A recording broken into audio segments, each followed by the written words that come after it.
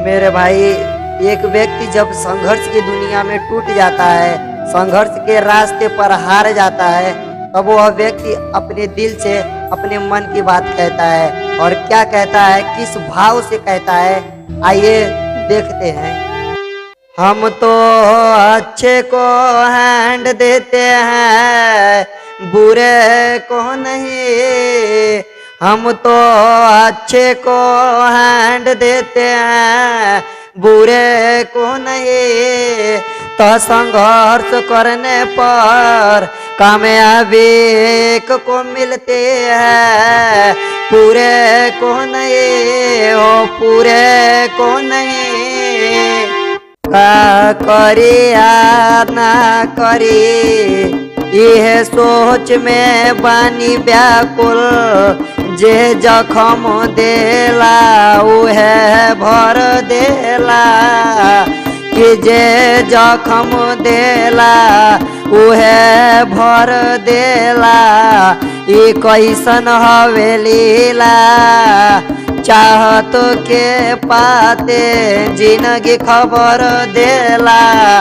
ओ चाहत के पाते जिंदगी खबर देला। हम आज भी अपने सुकुड़न के नहीं छोड़े, भले तना ऐठल बानी हो, कि भले तना ऐठल बानी हो।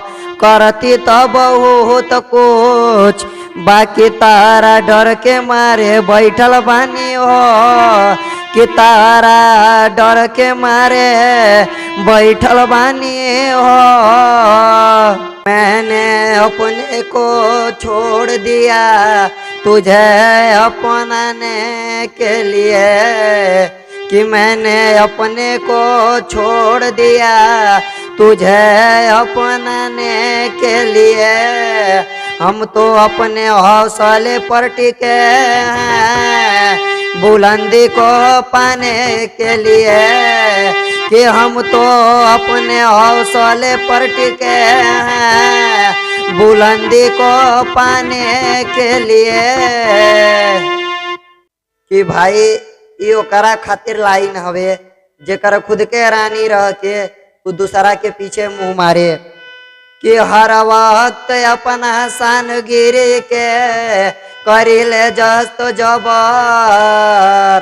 काहे मरा तारा दूसरा लड़की पे, भगवान सबके दिले आइटम और लवर। कि